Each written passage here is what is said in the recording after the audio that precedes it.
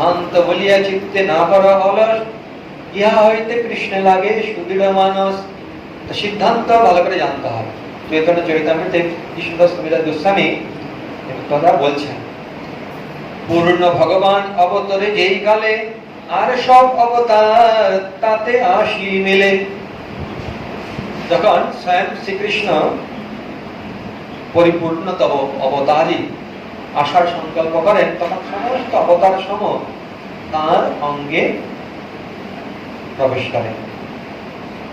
নারায়ণ চতুর্ভুহ মৎস্যাদ্য অবতার, যুগমন্বন্তর অবতার যত আছে আর, সবই আসি কৃষ্ণ অঙ্গে হয় অবতীর্ণ, ওইছে অবতারে কৃষ্ণ ভগবান পূর্ণ। যত অবতার, 6 প্রকার অবতার রয়েছে, আপনারা জানেন তো সকলে? 6 ধরনের অবতার। যুগাবতার, যিনি যুগে যুগে আছেন, তারপরে লীলা অবতার, গুণা অবতার, পুরুষ অবতার, মন্বন্তর অবতার, সপ্তাবেশ অবতার। এইভাবে 6 প্রকার অবতার রয়েছে। সমস্ত অবতারগণ ভগবান শ্রীকৃষ্ণের অঙ্গে প্রবেশ করেন। এখন কৃষ্ণ কিন্তু যুগে যুগে আবির্ভূত হন না। স্বয়ং শ্রীকৃষ্ণ তিনি যুগে যুগে আবির্ভূত হন না। তিনি ব্রহ্মার একদিনে একবার আসেন। একদিনকে বলা হয় এক কল্প। এই এক কল্প মানে হচ্ছে ব্রহ্মার একদিন মানে হচ্ছে 1000 চতুর্যুগ। এই 1000 চতুর্যুগে 14 মন্বন্তর রয়েছে।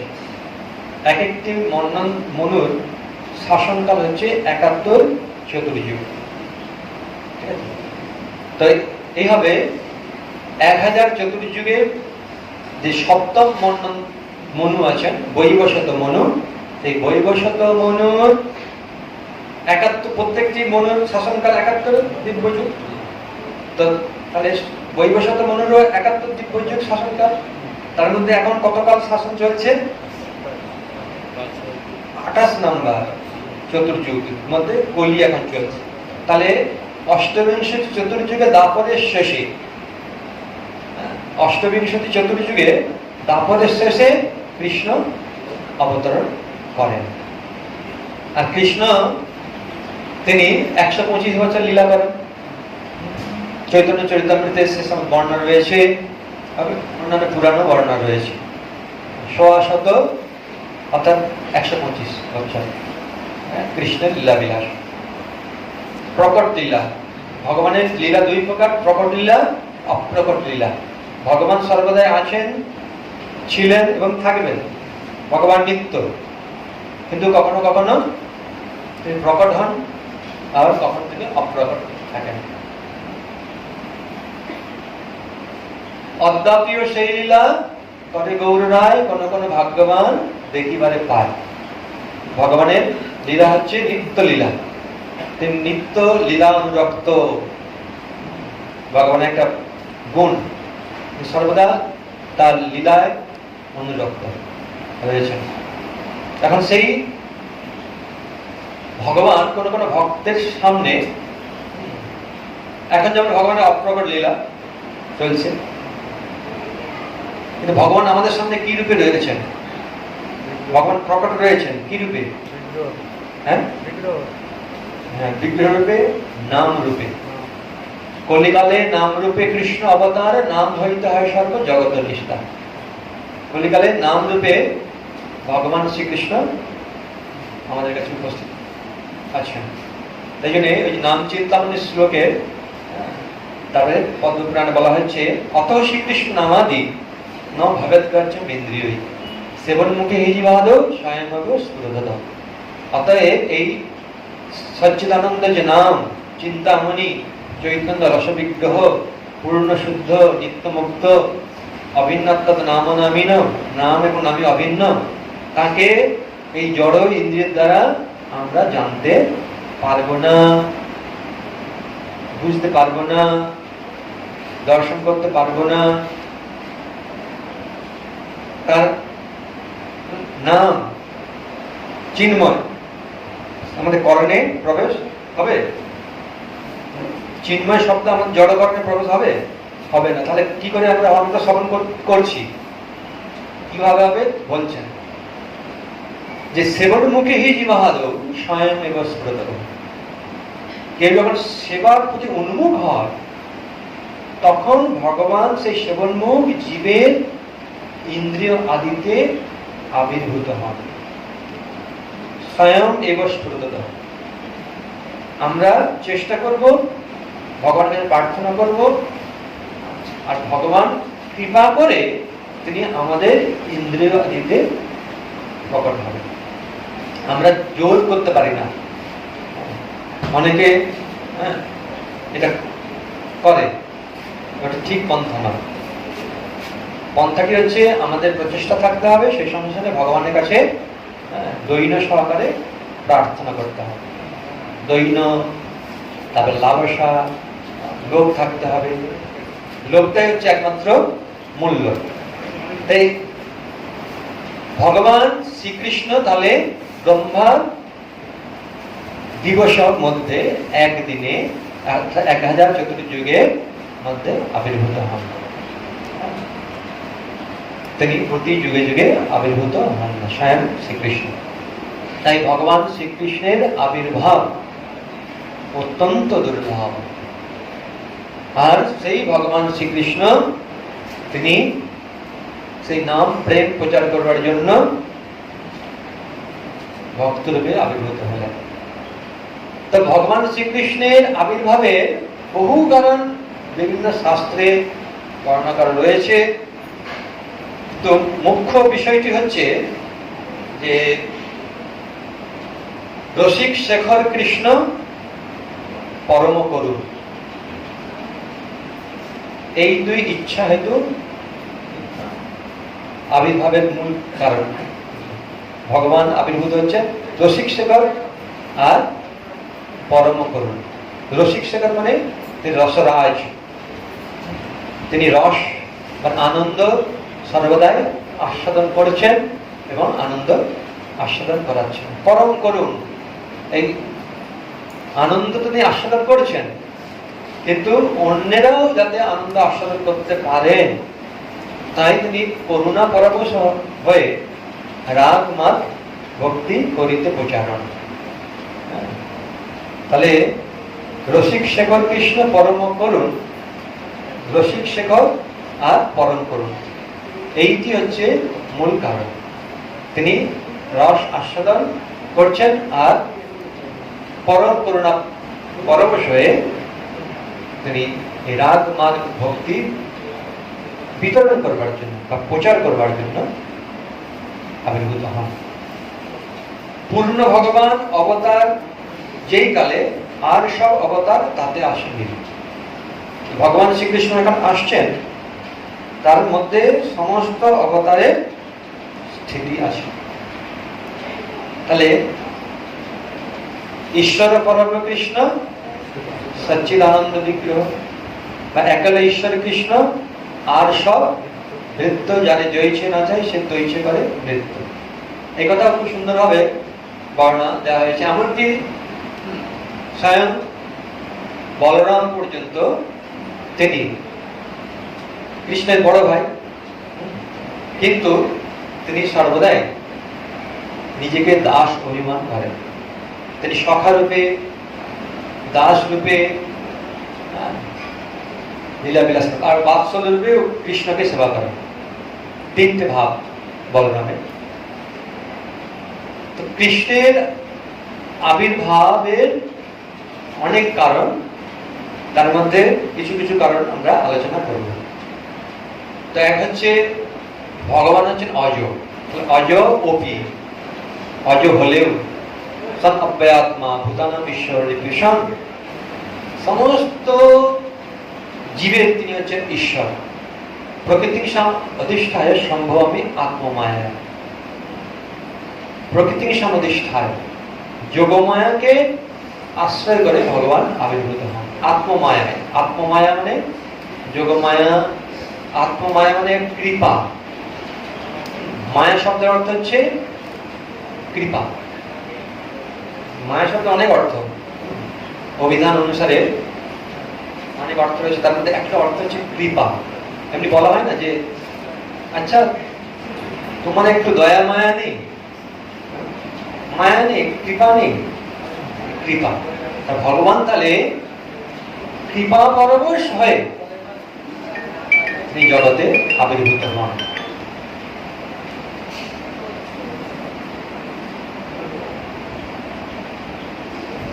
ভগবান বিশেষ করে যখন জড় জগতে ধরিত্রী দেবী, পৃথিবী দেবী আসরিক অত্যাচারে উৎপীড়িতা হন, তখন তিনি গাভীর রূপ ধারণ করে ব্রহ্মার শরণাপন্ন হন। ব্রহ্মা তখন তিনি দেবতাগণকে নিয়ে মহাদেবের কাছে যান, আর মহাদেব সহ ব্রহ্মা অন্যান্য দেবগণ তারা ক্ষীরোদকশায়ী বিষ্ণুর কাছে গিয়ে প্রার্থনা করেন তাকে অবতীর্ণ হওয়ার জন্য। ক্ষীর সমুদ্রে, আমাদের ব্রহ্মাণ্ডের মধ্যে একটা স্থানে ক্ষীর সমুদ্র আছে, সেখানে ভগবান ক্ষীরোদকশায়ী বিষ্ণু অবস্থান করছেন। সেখানে তাহলে পৃথিবী দেবী গেলেন ব্রহ্মার কাছে, ব্রহ্মা গেলেন মহাদেবের কাছে, তারপরে তারা গেলেন বিষ্ণুর কাছে। একটা বর্ণনা ভাগবতের বর্ণনা রয়েছে, সেখানে বর্ণনা হচ্ছে যে ব্রহ্মা আদি দেবগণ তারা পুরুষোক্ত মন্ত্রের দ্বারা সেই পুরুষ অবতার ক্ষীরোদকশায়ী বিষ্ণু কাছে প্রার্থনা করলেন, কিন্তু প্রার্থনা করা সত্ত্বেও তার দর্শন লাভ করতে পারলেন না। তখন ব্রহ্মা সেই ক্ষীরোদকশায়ী বিষ্ণু ধ্যান করতে শুরু করলেন। তো ক্ষীরোদকশায়ী বিষ্ণু ব্রহ্মার ধ্যানে সন্তুষ্ট হয়ে তার হৃদয়ে আবির্ভূত হয়ে তাকে বললেন যে আপনাদের সমস্ত যে অভিলাষ আমি অবগত আছি, তো আপনি সমস্ত দেবতাদেরকে বলুন তারা যেন অংশে যদুকুলে আবির্ভূত হয়। আমি উপযুক্ত সময়ে এই যদুকুলে আবির্ভূত হয়ে এই পৃথিবীর মনোবাঞ্ছনা পূর্ণ করব, ভূভার হরণ করব এবং ভক্তগণকে আনন্দ প্রদান করব। একটা বর্ণনা। তো গর্গসংহিতাতে নারদ মুনি তিনি মহারাজ বহুলাশ্বকে বলছেন, মহারাজ বহুলাশ্যের নাম শুনেছেন? বহুলাশ্য, বহুলাশ্য এই দ্বারকাতে ভগবান যখন প্রকট রূপে লীলা করেছিলেন, সেই সময় মিথিলার অধিপতি ছিলেন বহুলাশ্য।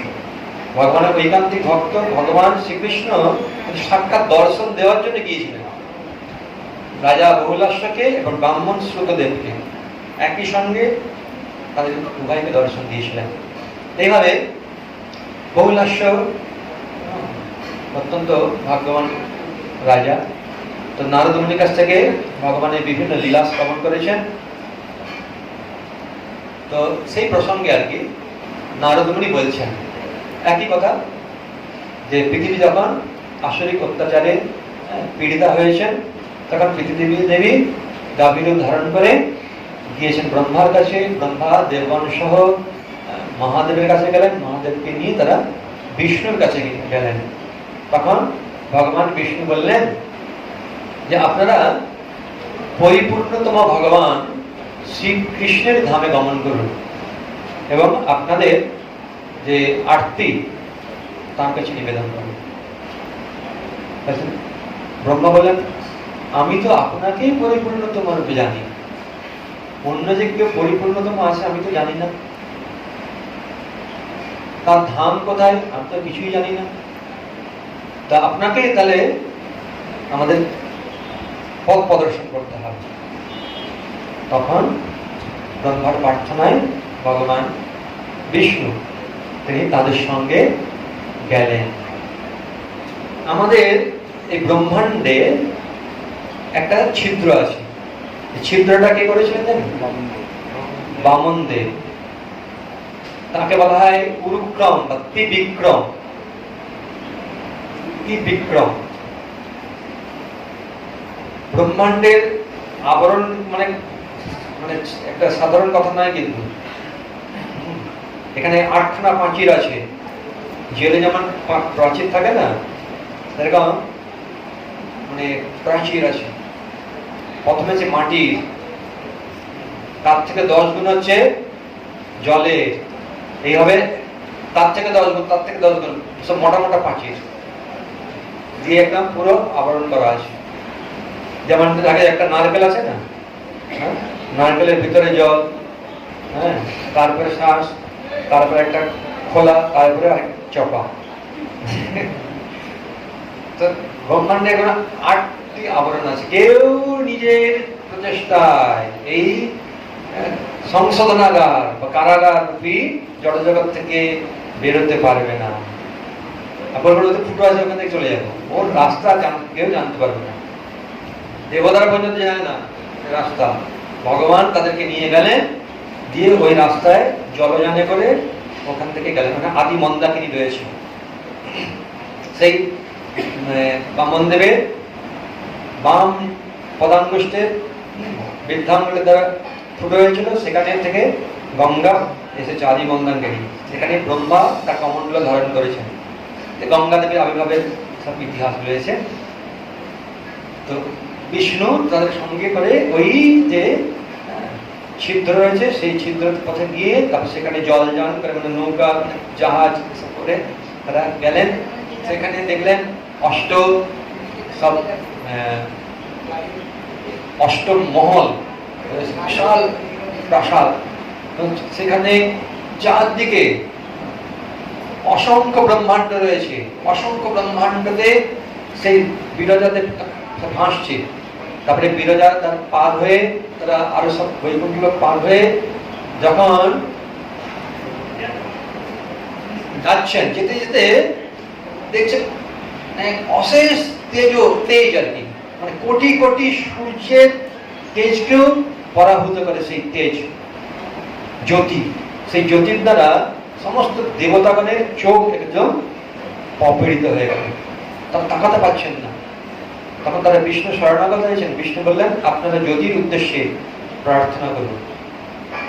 তাহলে জ্যোতির উদ্দেশ্যে প্রার্থনা করাতে সেই জ্যোতির মধ্যে থেকে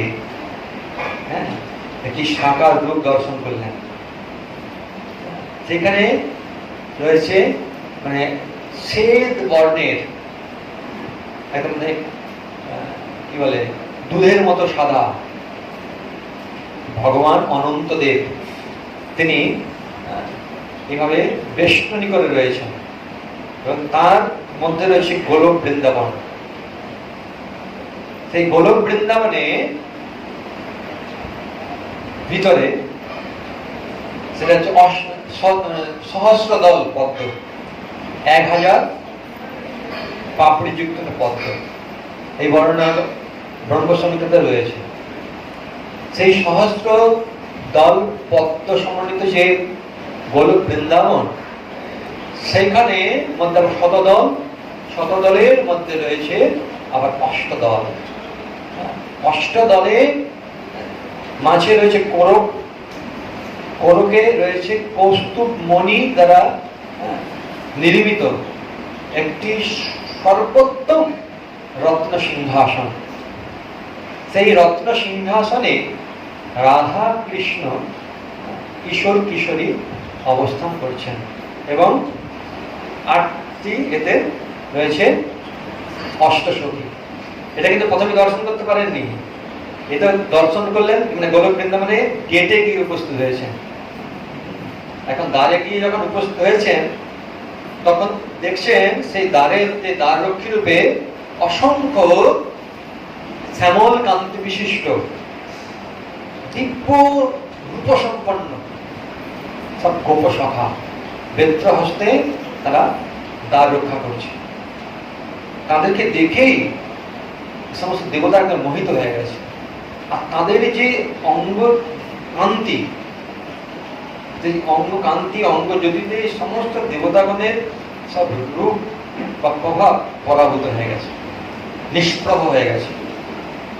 তো তারা সমস্ত উপসখাদের কাছে প্রার্থনা করলেন যে আমরা এসেছি এরকম পরিপূর্ণতম পরমেশ্বর ভগবান রসরাজ শ্রীকৃষ্ণের দর্শন লাভের আশা। তখন বলছেন ঠিক আছে, আপনারা অপেক্ষা করুন, প্রভুর অনুমতি সাপেক্ষ। তারা গেলেন। তবে এবারে একজন এসেছেন সখী, তার পরনে রয়েছে পীতবসন। তিনি শত শত চন্দ্রের কান্তিও পরাভূত করে তার রূপলাবণ্য। তার নাম হচ্ছে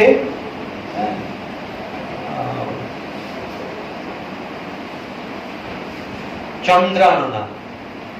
চন্দ্রাননা আনন্দ মনে হচ্ছে মুখ, চন্দ্রের মতন তার মুখ। তিনি পীতবসন ধারণ করে এসেছেন, তার হাতে একটি লাঠি আছে। তিনি এসে জিজ্ঞাসা করলেন যে আপনারা কেন এসেছেন? না, আমরা কৃষ্ণের দর্শন লাভের জন্য এবং আমাদের আরতি জ্ঞাপন করবার জন্য। আচ্ছা, আপনারা ওই ডুমুর ফলের পোকার মতো, যে পোকাটা সব ডুমুর ফল সম্বন্ধে জানে, আর বাইরে যে অসংখ্য ডুমুর ফল গাছের মধ্যে রয়েছে সে জানেও না, আর ওখান থেকে বেরিয়েও আসতে চায় না। তা আপনাদের অবস্থাটা এরকমই। তো ওনারা একটু লজ্জিত হয়ে গেছে।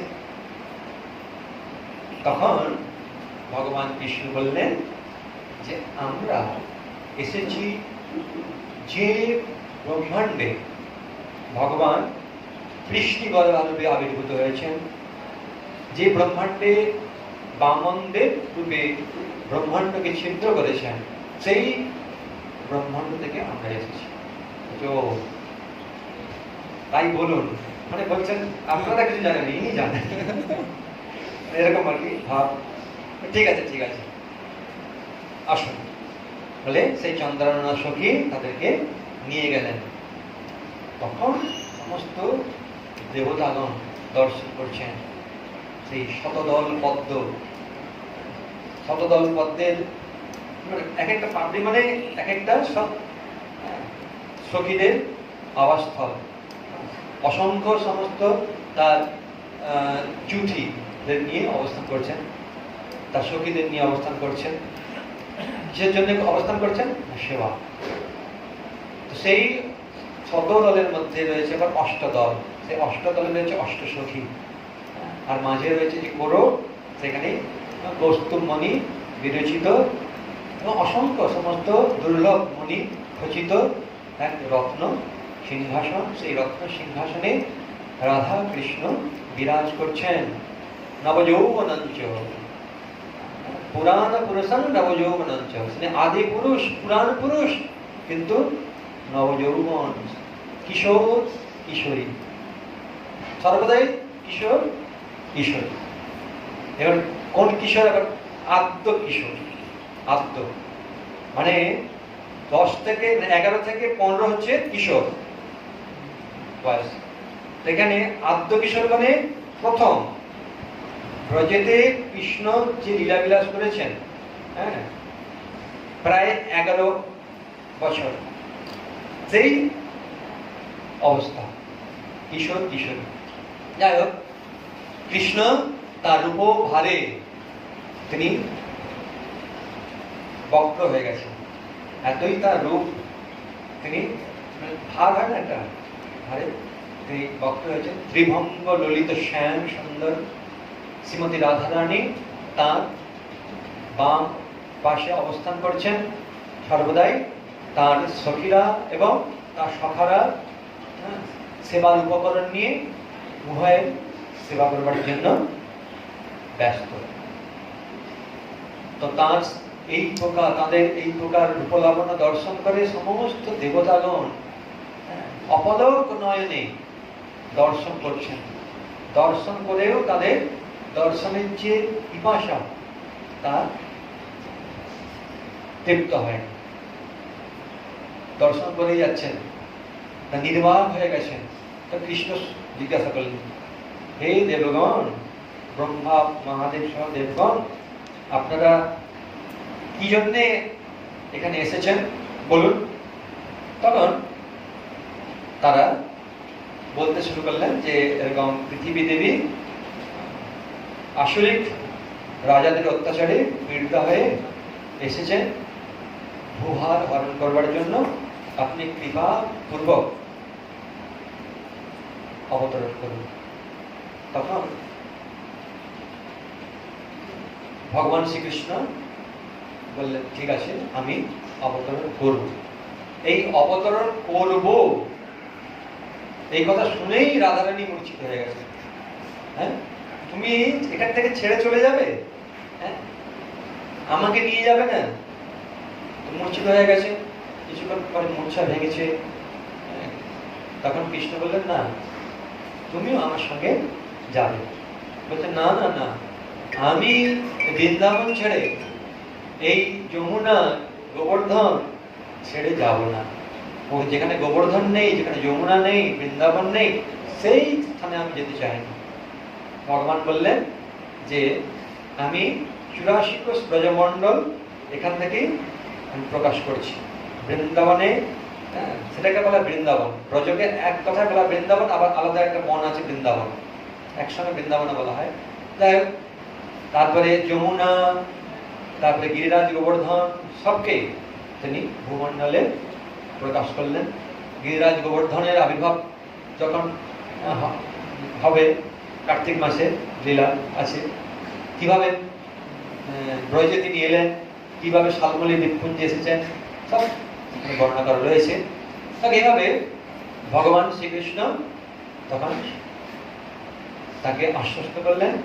আর এদিকে দেবগণ দেখছেন যে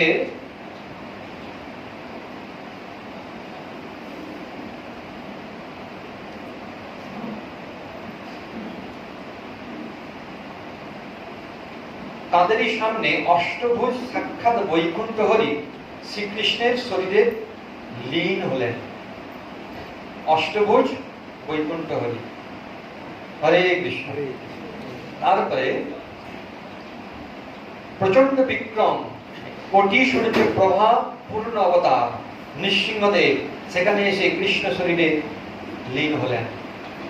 তারপর পার্শ্বদ ও লক্ষ্মী পরিসেবিত সহস্র বাহু সমন্বিত শ্বেত দীপাধিপতি 1 লক্ষ শ্বেতবর্ণ অশ্বযুক্ত রথে আরোহণ করে তৎক্ষণাৎ শ্রীকৃষ্ণ শরীরে বিলীন হলেন।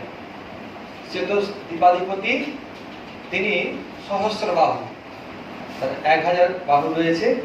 তিনি 1 লক্ষ শ্বেতবর্ণ অশ্বযুক্ত একটি রথে আরোহণ করে তার পার্শ্বদ এবং তার নিত্য শক্তি লক্ষ্মী দেবী সহ কৃষ্ণের অঙ্গে প্রবেশ করলেন।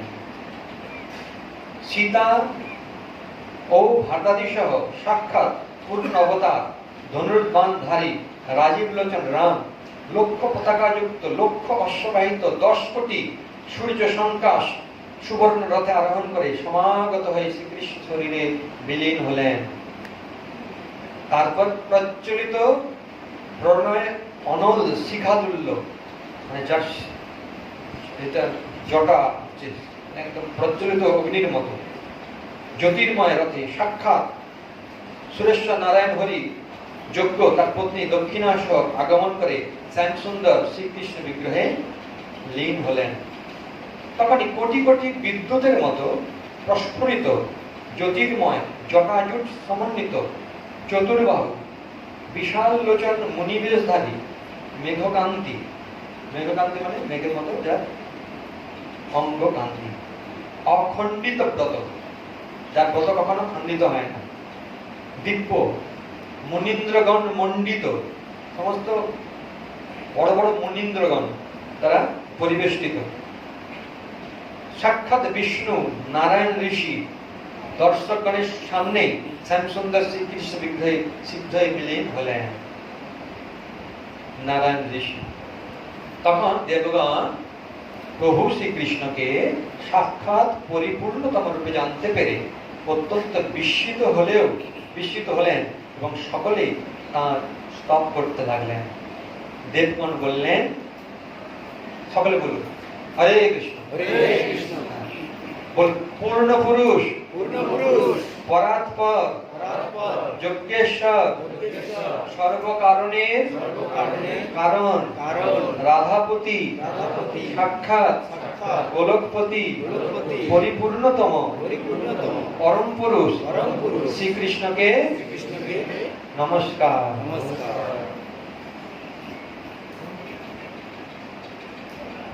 এইভাবে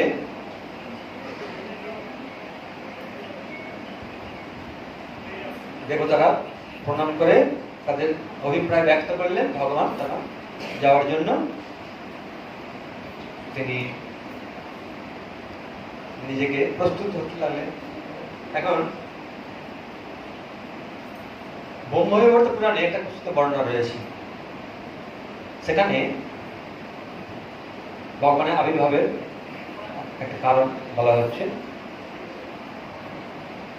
এবং শেষে বর্ণনা করা হয়েছে। এখানে নারায়ণ ঋষি বর্ণনা করছেন, কিন্তু তো নারদ মুনির কাছে বর্ণনা করেছেন।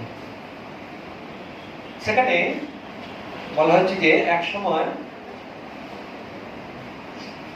গোলক বৃন্দাবনে শ্রীকৃষ্ণ বিরজা নামক এক রাধাতুল্য সখীর সঙ্গে লীলা বিলাসে রত। এইটি সখীর মুখে শ্রীমতী রাধারানী শুনে তিনি অত্যন্ত দুঃখিত হয়ে ক্রন্দন করতে লাগলেন। তারপরে সখীরা তাকে আশ্বস্ত করলেন। তখন বললেন যে কে এমন এই গোলক বৃন্দাবনে সুরূপা রয়েছে যে যার সঙ্গে কৃষ্ণ এইভাবে লীলা বিলাস করছে, আমি তাকে দেখতে চাই। তো শ্রীকৃষ্ণকে দর্শন করবার জন্য শ্রীমতী রাধারানী তিনি রথে করে যাত্রা করবেন। সেই রথে কত যাত্রী সংখ্যা রয়েছে? 63 কোটি। 63 কোটি। কৃষ্ণ রাসলীলা কত সখীদের নিয়ে করেছিলেন? 100 কোটি। 100 কোটি। তাহলে 63 কোটিকে নিয়ে সখীদের নিয়ে এক বুঝতে পারছেন। এবার রথের বর্ণনা মানে অসম্ভব, দিব্য রথ, সব কিছুই সেখানে রয়েছে। সেই রথে করে শ্রীমতী রাধারানী কৃষ্ণ যার সঙ্গে লীলা করছেন, কার সঙ্গে লীলা করছেন আমাদেরকে দর্শন করতে চান বলে গিয়েছেন। সেই রত্ন মণ্ডপে শ্রীকৃষ্ণ বিরাজার সঙ্গে লীলা বিলাস করছেন। আর এই লীলাতে যাতে কোনো বাধা না হয় তাই জন্যে দ্বারপাল রূপে লক্ষ সংখ্যক সখাদের নিযুক্ত করেছেন। তার মধ্যে প্রধান হচ্ছে শ্রীদাম সখা। শ্রীমতী রাধারানী এসেছেন, আর এরা সব তখন একদম সন্ত্রস্ত হয়ে গেছে, আমাদের এবার কাজ এসে গেছে। তখন রাধারানী ইঙ্গিত করলেন, রাধারানী বললেন আমি কৃষ্ণকে দর্শন করতে যাব। বলছেন না না, তিনি তার সঙ্গে দর্শন করা যাবে না। তিনি আমাদেরকে বলেছেন যে তার সঙ্গে যেন কেউ এই সময়ে সাক্ষাৎ না হয়, তাই আমরা রক্ষণাবেক্ষণে রয়েছি। রাধারানী ইঙ্গিত করলেন, আর কোটি কোটি সব সখীরা এসে তাদেরকে একদম ধরে বার করে দিলেন। মাত্র লক্ষ সংখ্যক গোপ। আর এনারা কত এসেছেন? 63 কোটি। সব ভয়ে চলে গেছেন। এদিকে শ্রীমতী রাধারানী আসছেন, মানে একটা হরিহট্টগোল হচ্ছে, একটা শব্দ হচ্ছে। হ্যাঁ, কৃষ্ণ কি করলেন? অন্তর্হিত হয়ে গেল। আর রাধা ভয়ে ভীতা হয়ে বিরজা দেবী তিনি জলরূপ প্রাপ্ত হয়, নদী হয়ে গেল। তো কুঞ্জে এসেও শ্রীমতী রাধারানী কৃষ্ণকে দর্শন করতে পারলেন না, আর কার সঙ্গে লীলা বিলাস করছিলেন তাকেও দর্শন করতে পারলেন। তখন তিনি ধ্যানস্থ হলেন, ধ্যানস্থ হয়ে জানলেন যে ও আমার ভয়ে কৃষ্ণ অন্তরিত হয়ে গেছে, অন্তরিত হয়েছে। আর এই বিরজা সে নদীর রূপ ধারণ করেছে। ঠিক আছে, নদী হয়ে থাক। আর নদী হয়ে গেল পুরো গোলক বৃন্দাবনে একদম চারদিকে তিনি প্রবাহিত হতে লাগলেন। এদিকে কৃষ্ণ বিরজা দেবীর বিরহে তিনি সেই নদীর তীরে এসে বিরজা দেবীকে বলছেন, এই বিরজে তুমি আবার আমার সামনে প্রকট হও। তখন বিরজা দেবী তিনি প্রকট হলেন, দিয়ে আবার লীলা বিলাস করতে শুরু করলেন। এদিকে শ্রীমতী রাধারানীর সঙ্গে তো লীলা বিলাস করছিলেন, তো করতে করতে কৃষ্ণ এইভাবে চলে যাওয়াতেই রাধারানীর খুব খেদ, দুঃখ, তারপরে তিনি অভিমানী হয়ে গেলেন। আর আমি কৃষ্ণকে কুঞ্জে আসতে দেব না। কিন্তু কৃষ্ণ কি করলেন, রাধারানীকে দর্শন করবার জন্য তিনি এসেছেন সভা পরিবৃত হয়ে। এদিকে রাধারানী বলে দিয়েছেন সখীদের, কৃষ্ণ যদি আসে খবরদার ওকে আমার কাছে নিয়ে এসো না, আমি ওনার মুখ দর্শন করতে চাই না। তো সখীরা সব রাধারানীর নির্দেশ ক্রমে তারা দ্বার পাহারা দিচ্ছেন, আর কৃষ্ণ সখা সহ এসেছেন। আর এই কথা যখন এবারে কৃষ্ণ এসেছেন, বলছে আমি রাধারানীর সঙ্গে সাক্ষাৎ করতে চাই। সখীরা বললেন না না হবে না, রাধারানী খুব অভিমান করেছে, তোমার মুখ দর্শন করতে চায় না। বলছেন আমি দর্শন করবো, খুব কাতরভাবে প্রার্থনা করছেন। এদিকে রাধারানী এসেছেন, এসে কৃষ্ণকে অনেক ভর্ৎসনা করেছেন।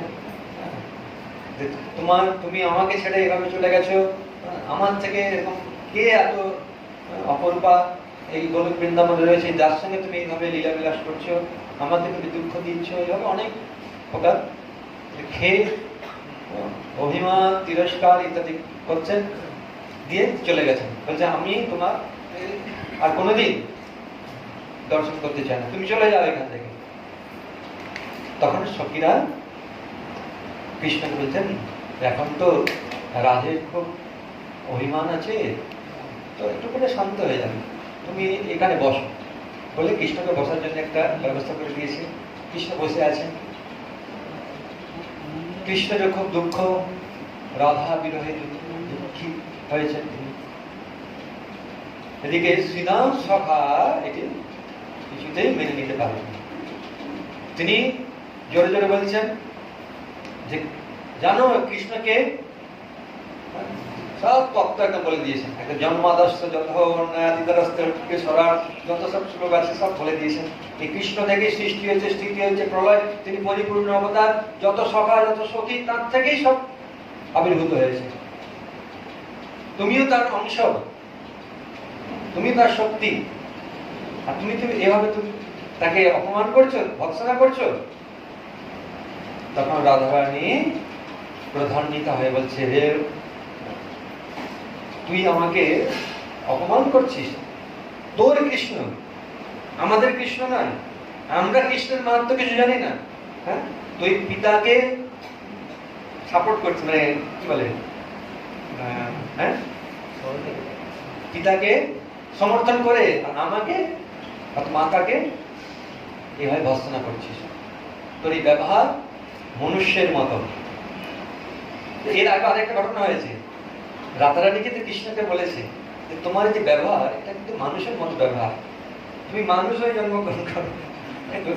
এতে ভূমণ্ডলে এসে বলে চলে গেছেন, এই জন্যই আর কি শ্রীরাম সইতে পারেন, অনেক কিছু বলছেন। তখন রাধারানী এসে আবার শ্রীরামকে অভিশাপ দিয়েছেন যে তোমার এই ব্যবহার এটা অসুরের মতো ব্যবহার, আসরিক মনোবৃত্তি, তাই তুমি অসুর হয়ে জন্মগ্রহণ করো ভারতবর্ষে। তখন শ্রীরামও প্রধান্বিত হয়ে বলছে, কি তুমি আমাকে অভিশাপ দিলে? তোমার যে এই প্রকার ব্যবহার, তোমার এই প্রকার অভিমান, তোমার এই প্রকার ক্রোধ, এটাও মানবীর মতো, তুমিও মানবী হয়ে জন্মগ্রহণ করো। তুমি এক মুহূর্ত কৃষ্ণ বিরহ সহ্য করতে পারছো না, আমি তোমাকে অভিশাপ দিচ্ছি, 100 বৎসর তুমি কৃষ্ণ বিরহ জ্বালা সহ্য করবে। 100 বর্ষ বাদে, কৃষ্ণের চলে যাওয়ার পরে 100 বর্ষ বাদে কুরুক্ষেত্রে যখন সূর্যগ্রহণ হয়েছিল, সেই সূর্যগ্রহণে স্নান করবার জন্য ব্রজবাসীরা, দ্বারকাবাসীরা, মথুরাবাসী সকলেই তারা কুরুক্ষেত্রে গিয়েছিলেন। আর সেইখানেই 100 বছর বাদে রাধা রানীর সঙ্গে কৃষ্ণের মিলন হয়েছিল। তারপরে কৃষ্ণ কে তারা রথে করে নিয়ে এসেছিলেন এই দ্বারকা থেকে বা কুরুক্ষেত্র থেকে বলা যেতে পারে বৃন্দাবন, একটা রথযাত্রা। যাই হোক, এই অভিশাপ তো সব হয়ে গেল। আর কৃষ্ণ তো বসে বসে সব দেখছেন, শুনছেন। সবাই এবার অভিশাপ দুজনে দুজনকে দিয়ে দুজনেই রন্ধন করতে শুরু করেছেন। তখন কৃষ্ণ এসে বলছেন, আমাদের দুঃখ করার কিছু নেই, সব আমার ইচ্ছাই হয়েছে। হ্যাঁ, তাহলে একলা ঈশ্বর কৃষ্ণ, আর সব নৃত্য যারা জয়ীছে নাচাই তৈছে করে নৃত্য। কৃষ্ণের ইচ্ছা ছাড়া একটা পাতাও নড়ে না। কৃষ্ণ হচ্ছেন ইচ্ছাময়। তো লীলাকে পুষ্ট করবার জন্য এইভাবে আয়োজন করেছি। তাই শ্রীরাম, তুমি এখন যাও, সকলকে, রাধারানীকে, কৃষ্ণকে, সকলকে প্রণাম জানিয়ে সমস্ত সখা সখীদের কাছে আন্তরিক সমস্ত শুভেচ্ছা ইত্যাদি সব জ্ঞাপন করে ব্যবহার যেতে হয়। তিনি বললেন, প্রভু তাহলে অনুমতি দিন, আমি আসি। কৃষ্ণ বললেন, হ্যাঁ, তুমি শঙ্খচূড় হয়ে জন্মগ্রহণ করবে, এবং আমি যখন অবতীর্ণ হব তখন তুমি আমার সঙ্গে লীলায় অংশগ্রহণ করবে। শঙ্খচূড়তে শ্রীরাম সখা আবির্ভূত হলেন, আর তুলসী দেবীকে তিনি পত্নী রূপে লাভ করেছিলেন।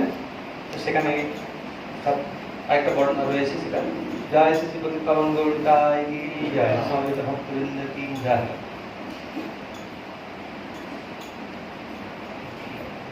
এইভাবে কৃষ্ণের আয়োজনে তারা এভাবে এসেছেন।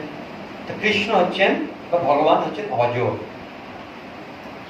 কিন্তু তিনি আত্মমায়ার দ্বারা নিজেকে প্রকাশ করেন, এবং তার জন্ম, তার কর্ম হচ্ছে দিব্য, অপ্রাকৃত। এই তাকে আবির্ভাবও বলা হয়। কৃষ্ণের আবির্ভাব, ভগবানের আবির্ভাব দুই প্রকার, অদারক, সদারক। অদারক মানে ভগবান কখনো কখনো আবির্ভূত হন মানে কোন পিতামাতাকে আশ্রয় না করে, যেমন নৃসিংহদেব, কি বরাহদেব, কি কুর্মদেব, এই মৎস্যদেব, সব আবির্ভূত হয়েছেন পিতামাতা আশ্রয় না করে, অদারক আবির্ভাব। আর সদারক মানে যখন তিনি পিতামাতাকে আশ্রয় করে আবির্ভূত হন। ভগবানের পিতামাতা আছে, ভগবান যদি অজ হন তার পিতামাতা আছে? নেই, আবার আছে। শুধু অভিমান। নন্দ যশোদাই হচ্ছে কৃষ্ণের পিতা আর মাতা। তাদের অভিমান হচ্ছে পিতৃমাতৃত্ব অভিমান, আমি এর পিতা, আমি এর মাতা, এই অভিমান রয়েছে। এবং বর্ণনার বিভিন্ন শাস্ত্রে রয়েছে যে বসুদেব এবং দেবকী তারা আগে কৃষ্ণী এবং সুতপা নামে স্বয়ম্ভু মন্বন্তরে 12,000 বৎসর তপস্যা করেছিলেন। তারপরে তারা ভগবানকে দর্শন করেছিলেন। ভগবানকে দর্শন করে প্রার্থনা করলেন যে আপনার মতো পুত্র আমরা লাভ করতে চাই। তো ভগবান বললেন, আমার মতো তো কেউ নেই, আমার সমান কেউ নেই, আর ঊর্ধ্বে তো কোনো প্রশ্নই নেই, তাহলে আমাকে আপনাদের পুত্ররূপে আসতে হবে। তো তারা 3 বার এভাবে প্রার্থনা করেছেন, তাই 3 জন্ম তারা ভগবানকে পুত্ররূপে প্রাপ্ত হয়েছিলেন। কৃষ্ণী এবং সুতপা ঋষি। তো ভগবান কৃষ্ণী মাতা কৃষ্ণীর গর্ভ থেকে আবির্ভূত হয়েছিলেন বলে তার প্রথম যে অবতার সেগুলো কৃষ্ণী গর্ভা। কৃষ্ণী গর্ভা, সেই কৃষ্ণী তিনি অদিতি রূপে আবির্ভূত হয়েছে, অদিতি দেবী রূপে। আর সুতপা ঋষি কশ্যপ মুনি রূপে আবির্ভূত হয়েছে। তো তখন ভগবান উপেন্দ্র রূপে আবির্ভূত হয়েছেন। উপেন্দ্র মানে ইন্দ্রের ছোট ভাই উপেন্দ্র। তার আরেক নাম বামন, সর্বাগ্রে বলে ব্রাহ্মণ। আরেক নাম ত্রিবিক্রম, উরুক্রম নাম। সেই কশ্যপ মুনি তিনি বসুদেব রূপে আবির্ভূত হলেন, আর অদিতি দেবকী দেবী রূপে আবির্ভূত হলেন। তাহলে বসুদেব, বসুদেব তার আরেক নাম হচ্ছে আনক দুন্দুভি। আনক দুন্দুভি কেন না, বসুদেব যখন জন্মগ্রহণ করেন তখন দেবতারা এই আনক দুন্দুভি বাজিয়েছিলেন, একটা যন্ত্র, দেবতাদের বাদ্যযন্ত্র। তাই এই বসুদেবের নাম হচ্ছে আনক দুন্দুভি। এই বসুদেব আর তো তার পিতার হচ্ছে নাম সুরসেন। সুরসেন, সুরসেনের পিতা হচ্ছে দেবমীর। দেবমীর যদু, মহারাজ যদু রয়েছেন, তার পুত্র, দ্বিতীয় পুত্র, তারই বংশ পরম্পরায় আসছে। দেবমীর নামে একজন মহান ভক্ত, তার 2 জন পত্নী। একটি হচ্ছে ক্ষত্রিয় বংশজাত পত্নী আর একটি বৈশ্য বংশজাত পত্নী। তাই উভয় পত্নী থেকে দেবমীর 2টি সন্তান লাভ করেন। ক্ষত্রিয় পত্নী থেকে যে সন্তান লাভ করেন তার নাম হচ্ছে সুরসেন। তিনি সুরপ্রদেশ রাজা হন। আর বৈশ্য পত্নী থেকে যে সন্তান লাভ করেন মহারাজ দেবমীর, তার নাম হচ্ছে পর্জন্য। বৈশ্য পত্নী থেকে সন্তান ফলে পর্জন্য তিনি বৈশ্যবৃত্তি অবলম্বন করেন, তাকে মহাবনে স্থান দেওয়া হয়। তো মহাবন এখানে অবস্থান করেন। মহাবনে রয়েছে গোকুল, সেখানে তিনি এই বৈশ্যবৃত্তি অবলম্বন করে গোপালন, কৃষি ইত্যাদি থাকেন। পর্জন্য মহারাজ হচ্ছেন যে মহান কৃষ্ণ ভক্ত। দেখো সুদর্শনও হচ্ছে মহান কৃষ্ণ ভক্ত। এই কৃষ্ণ ভক্ত না হলে কি তার বংশে কেউ আবির্ভূত হবে? ভগবান আবির্ভূত হবে? সব মহান মহান সমস্ত ব্যক্তিত্ব ভক্ত। পর্জন্য মহারাজের 5 পুত্র। 5 পুত্র। পর্জন্য মহারাজের স্ত্রীর নাম বরিয়সী, তার 5টি পুত্র। প্রথম পুত্রের নাম হচ্ছে উপনন্দ, অভিনন্দ দ্বিতীয় পুত্র, তৃতীয় পুত্রের নাম নন্দ, চতুর্থ পুত্রের নাম সনন্দ এবং পঞ্চম পুত্রের নাম হচ্ছে নন্দন। এই 5 পুত্র। তাহলে এপাশে 2 আর ওপাশে 2, মাঝে আছে নন্দ। মহারাজ পর্জন্য তিনি শ্রীহরিকে ভজন করবার জন্য তিনি উপনন্দকে রাজ তিলক প্রদান করলেন। সমস্ত গোপীদের একত্রিত করে ঘোষণা করলেন, এই হচ্ছে রাজা, আমি শ্রীহরি ভজন করবার জন্য যাচ্ছি। উপনন্দ কি করলেন, তিনি বললেন যে সকলের সামনে ঘোষণা করলেন, প্রকৃতপক্ষে আমাদের রাজা হচ্ছে নন্দ। এই বলে সেই রাজ তিলক নন্দের কপালে পরিয়ে দিলেন। ঘোষণা করলেন, আজ থেকে ব্রজরাজ হচ্ছেন নন্দ। প্রকৃতপক্ষে দেখুন, আমি হচ্ছে উপনন্দ, এ হচ্ছে অভিনন্দ, কিন্তু সব থেকে নন্দের অভি নন্দ, নন্দ হচ্ছে ব্রজরাজ। এইভাবে ব্রজরাজ রূপে নন্দ মহারাজ অভিষিক্ত হলেন। আর তার আবার বিবাহ হলো যশোদার সঙ্গে। অন্যদিকে বসুদেব মহারাজ সুরসেনের পুত্র, আর উগ্রসেন আর দেবক, এটা দুই ভাই। উগ্রসেন হচ্ছেন মথুরার রাজা। তো মথুরার রাজা উগ্রসেন, তার একটি পুত্র আছে, আরো পুত্র আছে, একটি খুব বিখ্যাত পুত্র, তার নাম কংস। কংসের একটা ইতিহাস আছে। প্রকৃতপক্ষে উগ্রসেনের ঔরসজাত পুত্র কংস নয়, সে অসুর পুত্র। যাই হোক, সে একটা ইতিহাস আছে। এখানে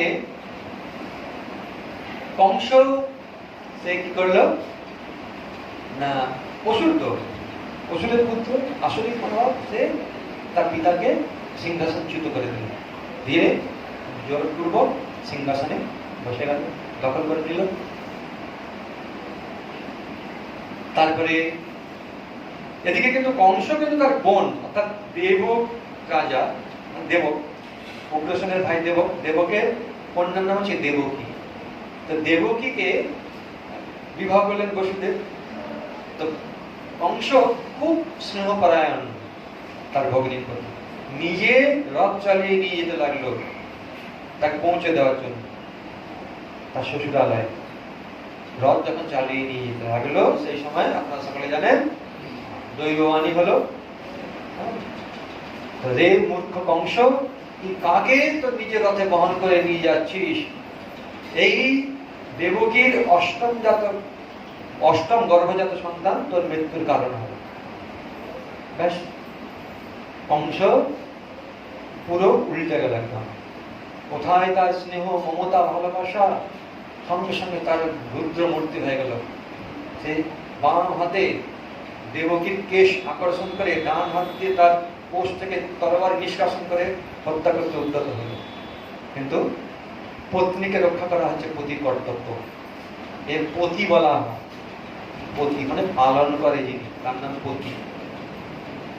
আমাদের জগৎপতিকে ভগবান কৃষ্ণ, বিষ্ণু জগৎপতি, জগৎকে তিনি পালন করছেন। এখন জগৎপতিকে বাদ দিয়ে যদি কেউ নিজেকে পালন করতে চাইবে, হবে? ভালো থাকতে চাইবে, হবে? হবে না। তো বসুদেব প্রথম তিনি কংসকে বললেন যে তুমি কি করছো? তুমি তো একজন মহান রাজা, বীর শ্রেষ্ঠ, এইভাবে তার প্রশংসা করে বলেন তুমি নারী হত্যা করতে যাচ্ছ। এটা তো তোমার বীরত্বের পরিচয় নয়। তুমি যদি নারী হত্যা করো তাহলে তোমার সমস্ত যে যশ ছিল সেটা অপযশে পরিণত হবে। আর মৃত্যু, যার জন্ম হয়েছে তার মৃত্যু অবশ্যম্ভাবী, মৃত্যু সকলের হবে। তো এই সমস্ত উপদেশ দেওয়া সত্ত্বেও কংস কিন্তু ছাড়লো না দেবকী। তখন বসুদেব বলল, তাহলে তোমার ভয়টা কিসের? বলছে এটা অষ্টম গর্ভজাত সন্তান থেকে আমার ভয়। বলছে ঠিক আছে, তাহলে আমি প্রতিশ্রুতি দিচ্ছি তোমাকে সন্তান জন্মগ্রহণ করার সঙ্গে সঙ্গে তোমার হাতে তুলে দেব। বসুদেব বলছেন সত্যপরায়ণ, এটি কংস ভালোভাবেই জানে। তাই দেবকীকে ছেড়ে দিল, কিন্তু বন্দি করে দিল। যদি পালিয়ে যায়, বন্দি করে রাখলো, একটার পর একটা সন্তান প্রথম বন্দি করে না, একটু নজরবন্দি করে রেখেছে, জাস্ট ঘরের মধ্যে আছে। প্রথম সন্তান হলো বসুদেব। সেই সন্তানটিকে দেবকীর অনিচ্ছা সত্ত্বেও প্রতিজ্ঞা রক্ষা করবার জন্য কংসের কাছে নিয়ে যেতে লাগলো। খবর হয়ে গেছে কংসের কাছে, বসুদেব তার প্রথম পুত্র কীর্তিমানকে নিয়ে আসছে। তা জিজ্ঞাসা করছে, এই পুত্রের নাম কি রেখেছো? কীর্তিমান। এইটুকুন পুত্র, ছোট, নামটা কীর্তিমান। ভালো, তোমার এই সত্য, ন্যায়, নিষ্ঠা দর্শন করে আমি অত্যন্ত খুশি হয়েছি। যা, একে নিয়ে যাও। কেন প্রথম সন্তান থেকে তো আমার কোনো ভয় নেই, অষ্টম সন্তান থেকে আমার ভয় আছে, নিয়ে যাবে, নিয়ে চলে গেছে। দেবকী সেই সন্তানকে পেয়ে এত আদর করছে, এত আনন্দ পেয়েছে, তা ভাষায় প্রকাশ করা যায়। বসুদেব দেবকী বলছেন, এত স্নেহ ভালো না, তুমি জানো না কংসকে, এদের ইন্দ্রিয় অসংযত, যাদের ইন্দ্রিয় অসংযত তাদের কথা কোনো দাম নেই। এখনই এই একটু পরে আরেক ভাব, ঠিক তাই। একদিকে দেবতারা তারা চাইছেন ভগবান যত তাড়াতাড়ি আবির্ভূত হন, তাই দেবতারা নারদ মুনিকে বললেন যে আপনি যান, ভগবান যাতে শীঘ্র আবির্ভূত হন তার ব্যবস্থা করুন। তো কংসকে এসে কংসের সামনে আবির্ভূত হয়ে গেলেন নারদ মুনি। কংস প্রণামতি করে তাকে পাদ্য গালে দিয়ে পূজা করলেন। বলুন দেবর্ষি আপনার আগমনের কারণ কি? বলছে, আচ্ছা কংস, তুমি কি কাজ করলে? কি তুমি ছেলেটাকে ছেড়ে দিলে? হ্যাঁ, ওর থেকে তোমার কোনো ভয় নেই, আমার অষ্টম গর্ভজাত সন্তান থেকেই ভয়, এটাই তো দৈববাণী হয়েছে। বলছে না, তুমি যদি খুব সুন্দরভাবে বোঝা যায়, এটা এখানে ৮ আছে, তাই তো ৮, তুমি যদি এখান থেকে গণনা করো তাহলে এটা ৮ হবে, তুমি যদি এখান থেকে গণনা করো তাহলে এটা ৮ হবে, তুমি যদি এখান থেকে গণনা করো তাহলে এটা ৮ হবে। কোনটা ৮? দেবতাদের যে কূটনীতি জানতে পারবে না, তাই কোনটাকে ছেড়ে দাও ব্যাস। এবারে কংস ছুটে গেছে। তাই এখানে আপনারা এই জন্য অনেকে নারদ মুনিকে ঠিক বুঝতে পারে না, নারদ মুনির কার্যকলাপকে বুঝতে পারে না। অনেকে ভাবে নারদ মুনি সবসময় কি করছেন, এখানকার কথা ওখানে লাগিয়ে দিয়েছেন, ওখানে কথা ওখানে লাগিয়ে দিয়েছেন, কি একটা ঝগড়া বা এসব কলহ সব তৈরি করছে। কিন্তু দেবতাদের অভিপ্রায় সেটাই ছিল যে ভগবান শ্রীকৃষ্ণ যাতে শীঘ্র অবতরণ করেন। আরেকটি কারণ হচ্ছে, একে একে কংস ৬ জন দেবকীর পুত্রকে হত্যা করেছে পাষাণে আছড়ে। এই ৬ জন কারা ছিল একটা বিষয়। ৬ জন ছিল সৎগর্ভাসুর, তারা অভিশপ্ত ছিল, তারা ব্রহ্মার চরণে অপরাধ করেছিল, ব্রহ্মার একটি কার্যকলাপে তারা হেসেছিল, শুধুমাত্র হেসেছিল, তার ফলে অপরাধের ফলে তাদেরকে এইভাবে জন্মগ্রহণ করতে হয়েছে। এটি তার শেষ জন্ম। একে একে তারা কংসের দ্বারা নিহত হয়ে বলি মহারাজের কাছে গিয়েছে, তার প্রসঙ্গ। তারপরে ভগবান শঙ্কর্ষণ আবির্ভূত হলেন। ভগবান শ্রীকৃষ্ণ তখন যশোদা যোগমায়া দেবীকে বললেন যে আমার সংস অবতার বলরাম, শঙ্কর্ষণ বলরাম বলদেব দেবকীর গর্ভে আবির্ভূত হয়েছেন, তো তুমি একে আকর্ষণ করে রোহিণীর গর্ভে স্থাপন করো। দেবকী বসুদেব রয়েছেন কংসের কারাগারে, আর রোহিণী দেবী রয়েছেন গোকুলে। তো যোগমায়া দেবী ভগবানের আদেশক্রমে সেই শঙ্কর বলদেবকে সম্মুখরূপে আকর্ষণ করে তিনি রোহিণীর গর্ভে স্থাপন করলেন, তাই আরেক নাম হচ্ছে শঙ্কর্ষণ। এখন চারদিকে ঘোষণা হয়ে গেল, মানে দেবকীর সপ্তম গর্ভ নষ্ট হয়ে গেছে। তখন কংস খুব আনন্দ পেয়েছে, যে এটা জন্মানোর আগেই ব্যাস গর্ভের শেষ, ভয়ই শেষ হয়ে গেছে। তারপরে ভগবান তিনি বসুদেবের হৃদয় আবির্ভূত হলেন। বসুদেবের হৃদয় থেকে দেবকী হৃদয় তারপরে গর্ভে প্রবেশ করলেন। সেই গর্ভের উদ্দেশ্যে দেবতারা স্তুতি করেছেন ভাগবতে ১০ম স্কন্ধে, এই গর্ভস্তুতি বর্ণনা রয়েছে, সুন্দর, সময় পেলে আপনারা পড়বেন। দেবতারা কিভাবে ভগবানের উদ্দেশ্যে তপ করেছেন। এদিকে অন্যদিকে দ্রোণ এবং ধরা তারা তপস্যা করেছেন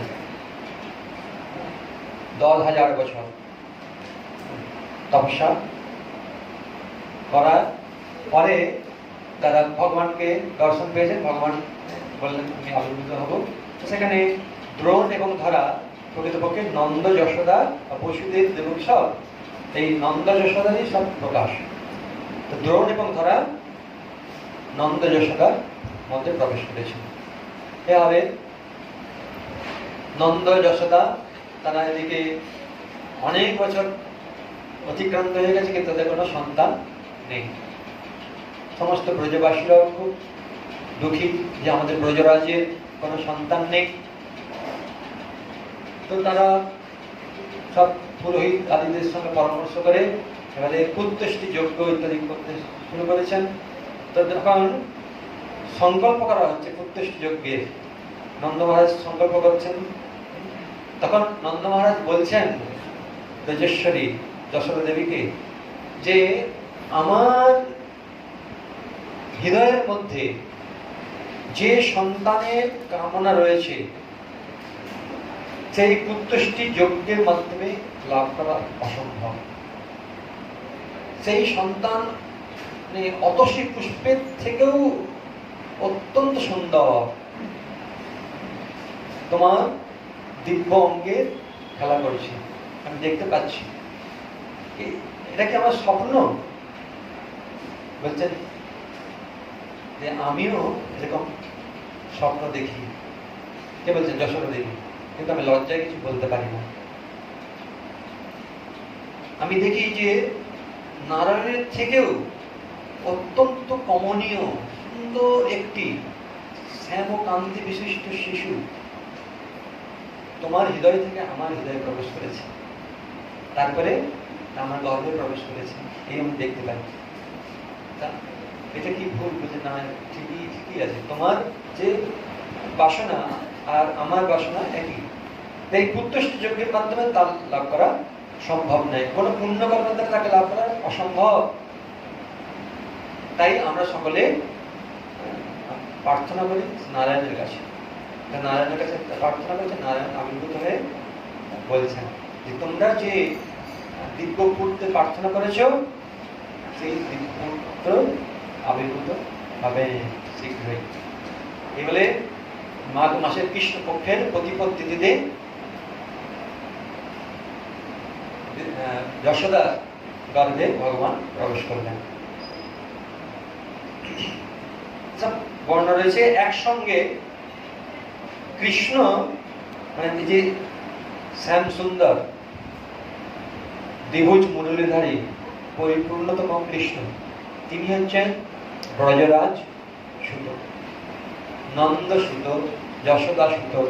এই সমস্ত বর্ণনা পরোক্ষভাবে সুখদেব গোস্বামী শ্রীমদ্ ভাগবতে করেছেন। সেটা প্রসঙ্গ আলাদা প্রসঙ্গ রয়েছে। একই সঙ্গে বসুদেব এবং দেবকীর কাছে ভগবান আবির্ভূত হয়েছেন, আর সেই সঙ্গে আবির্ভূত হয়েছেন বিষ্ণু, যশোদা পুত্র। বর্ণনা এটা রয়েছে যে কৃষ্ণ আবির্ভূত হয়েছেন অষ্টমী তিথিতে, আর যোগমায়া দেবী কোন তিথিতে আবির্ভূত হয়েছেন?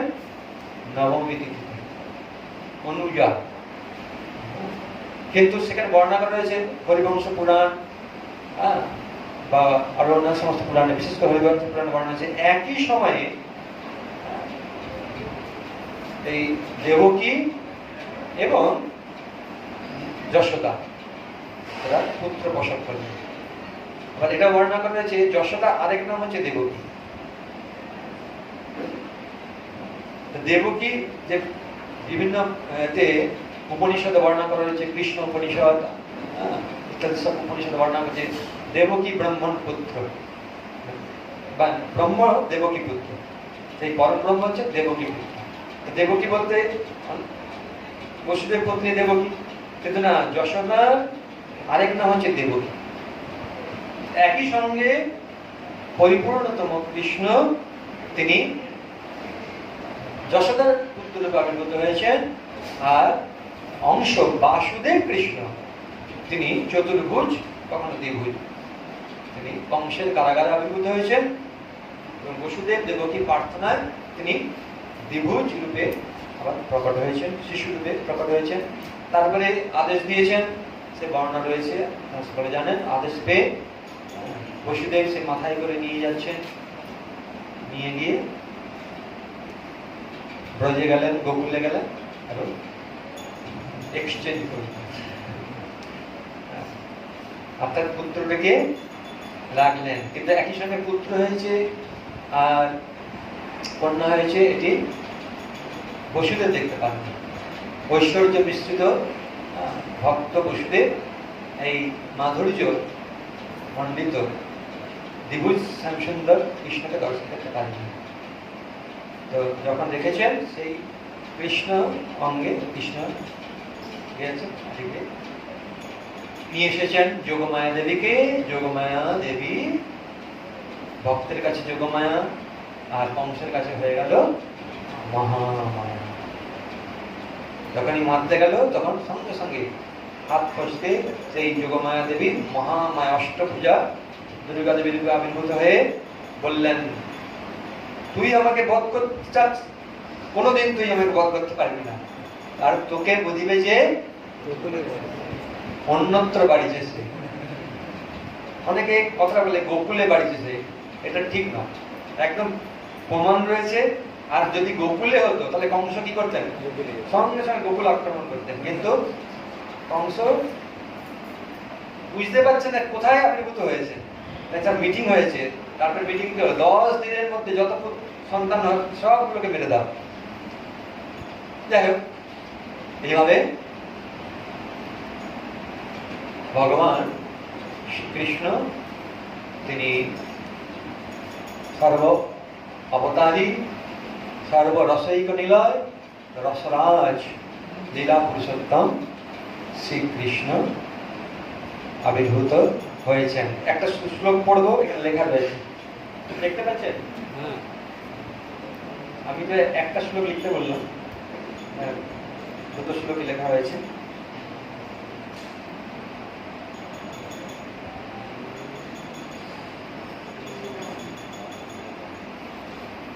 মুমুচু মুনয় দেবা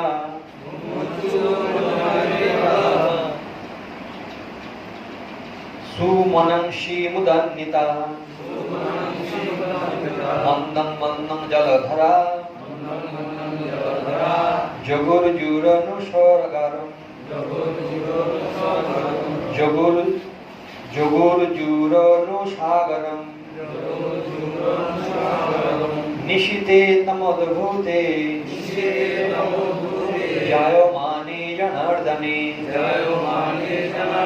দেবকাং দেবরূপিণাং বিষ্ণু সর্গ গুহাশয়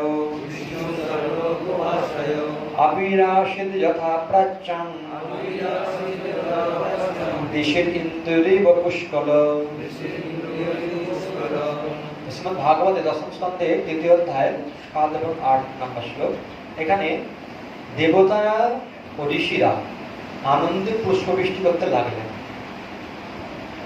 হরে কৃষ্ণ, বলুন।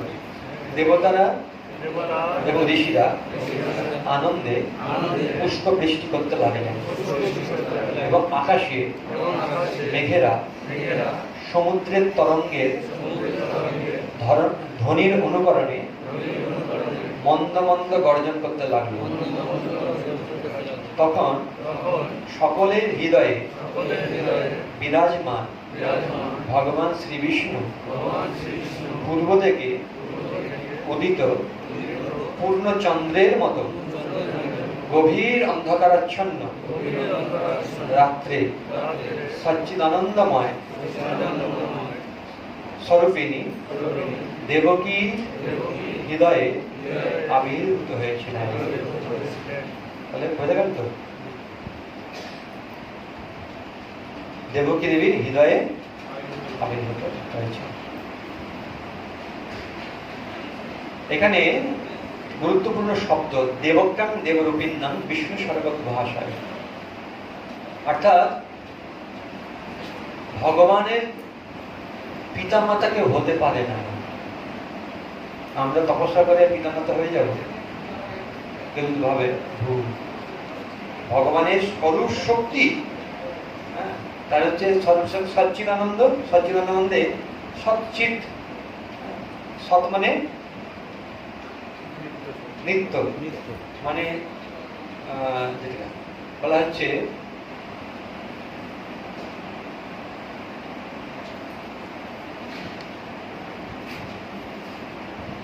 চিত মানে হচ্ছে জ্ঞানময়, আর সৎ মানে হচ্ছে নিত্য। তাহলে একটা সম্বিত আছে, সন্ধিনী আর আল্লাদিনী। সম্বিত মানে হচ্ছে চিত, আর সন্ধিনী, এই সন্ধিনী শক্তির মাধ্যমেই ভগবান নিজেকে প্রকাশ করে। ভগবানের পিতা মাতা, ভগবানের ধাম, এগুলো সব হচ্ছে সন্ধিনী শক্তির প্রকাশ। তাহলে ভগবানের সন্ধিনী শক্তি হচ্ছে এই দেবকী, বসুদেব, তারপরে হচ্ছে নন্দ মহারাজ, যশোমতী দেবী, এটা স্বরূপ শক্তির প্রকাশ। তার দেবকা দেবরূপী না, তার কোনো সাধারণ নয়, তার ভগবানের স্বরূপ শক্তি, এবং ভগবান স্বরূপ শক্তির মাধ্যমেই তিনি আসেন। তাই কেউ এরকম মনে হচ্ছে যে দেবকী বসুদেব তার পূর্বজন্মের বর্ণনা রয়েছে যে তপস্যা করায় তাকে পিতামাতা রূপে পেলেন। প্রকৃতপক্ষে এটা হচ্ছে গৌণ কারণ। মুখ্য হচ্ছে ভগবান স্বেচ্ছায় এবং তার নিত্য পিতামাতাকে আশ্রয় করে আসেন। এই বসুদেব দেবকী সবই, নন্দ যশোদা সবই প্রকাশ। যত কৃষ্ণ গর্ভা, কি সুতবা, কি কশ্যপ, অদিতি, সব নন্দ যশোদা সব প্রকাশ। হরে কৃষ্ণ। সময় শেষ হয়ে গেছে মানে আলোচনা করার। এখন অন্য কোনো প্রোগ্রাম আছে। ভগবানের লীলা অনন্ত, ভগবানের জন্ম এবং কর্ম দিব্য, অপ্রাকৃত। আমরা কিছু আলোচনা করার প্রয়াস করলাম। হরে কৃষ্ণ। কোনো প্রশ্ন আছে?